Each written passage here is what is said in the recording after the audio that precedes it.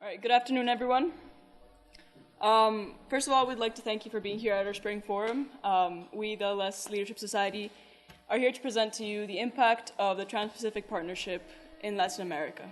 We will do so by giving you a short introduction of what the TPP is and some interesting information, and then we'll have two professionals come up and give you some details. So who are we? We're a student-run organization that strives to create a network of Latin American leaders in order to shape the future development of the region and generate greater awareness in Latin America in our UC Berkeley community. We're a highly diverse, multidisciplinary group of driven students with a passion for creating a better future for our countries given the educational and cultural opportunity. What is our vision? Our vision is to develop a prestigious brand for Latin American leaders in the UC Berkeley region and achieve recognition with the Latin American for the exemplary leadership and contribution of our alumni. Our mission is to build and promote a support network for social, personal, and professional development for UC Berkeley students that present a genuine interest in Latin American countries. It is also to create a greater awareness of Latin American current events, and we do so by creating forums every semester.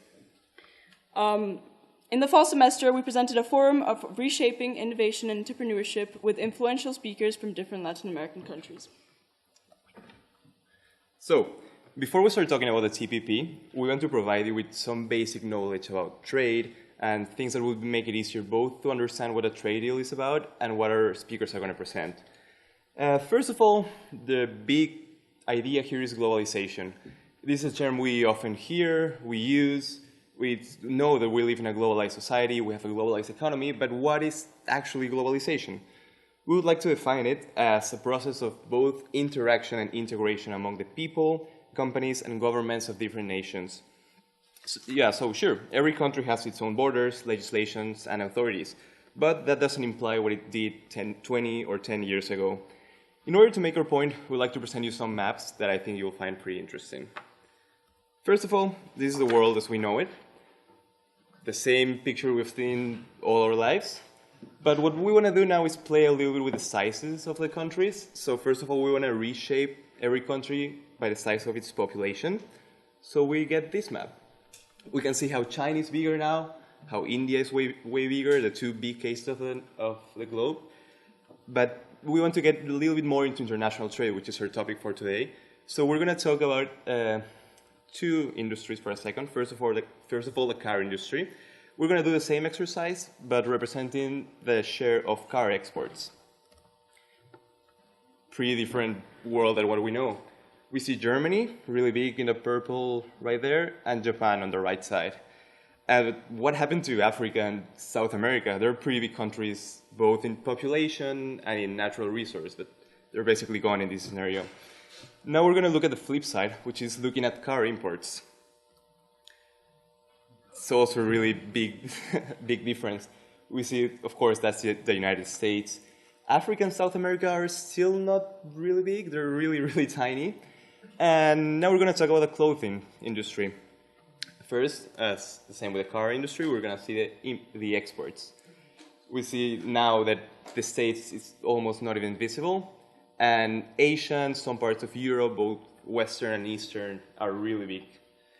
And on the flip side again, we're going to see clothing imports. We have kind of the same scenario we had before. The States, it's huge. Europe, we can see England, France, Germany. But this is a topic about Latin America, and we're nowhere to be seen on these slides. So we're going to talk about something that's more related to us, which is, for example, fruit exports. We see the fruit market, and we see how now America is not minuscule anymore. We can see Chile, which is a really small country when you look at the normal map. You can see Ecuador. You can also see some countries like Spain, South Africa, and France as well. So there are a lot of questions that raise here.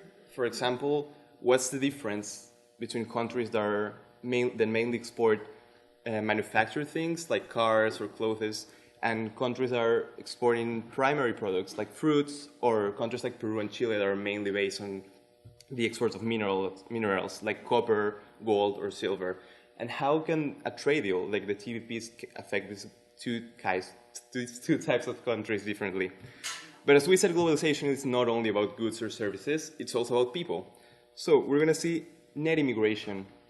This means the amount of people that's going in a country. We see the States, huge, and Europe overall, which means that there's in net a lot of people going into these countries. And on the flip side is net immigration. This is kind of a different panorama. We see a lot of people that's going out of places like Central America, South America, a lot of North Africa, and Western Europe. So this also raises a lot of questions, like why are people leaving these countries to go to richer ones? Is it unemployment? Is it wages? Is it maybe political instability?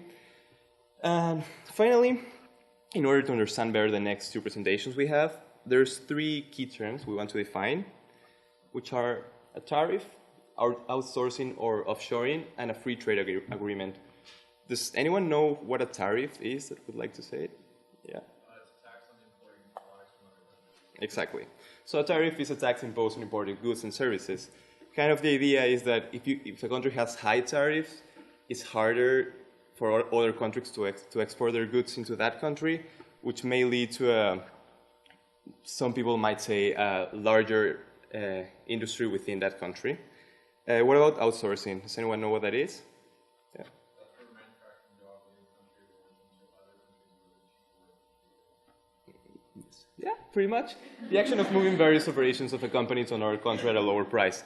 For example, when you call AT&T because you have a complaint on your mobile phone service and a guy in India picks up the phone instead of a guy in America. And lastly, free trade agreements. Someone has an idea? Yeah. For example? Exactly, that's pretty much it. A free trade agreements are designed to reduce the barriers for trading between two or more countries. And this is like our key point here because a TPP is a huge trade agreement.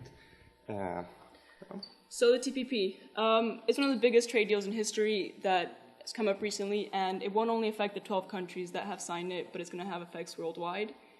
We would like to show you just a small video, very short, just to give you an idea of what it is about.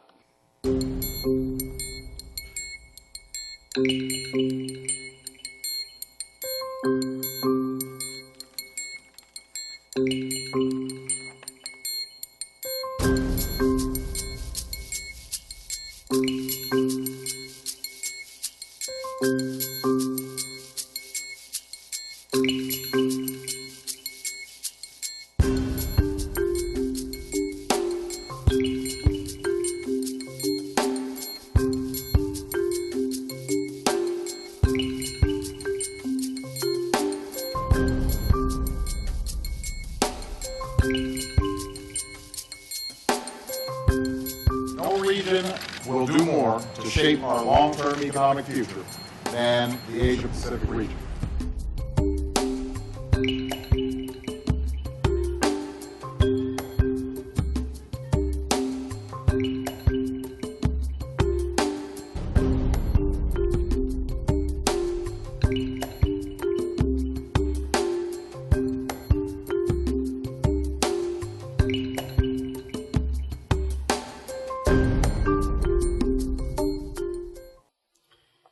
So as you can see, this is a pretty big deal. The TPP aims to promote economic growth, support the creation of jobs, reduce poverty, give more incentives to innovation, raise living standards, and regulate more effectively environmental issues. One of its main proposals is the reduction of tariffs between participating countries, which would make it easier to trade. What implications does this have? So today we have the honor of counting with great experts who will talk about the real implications of the TPP.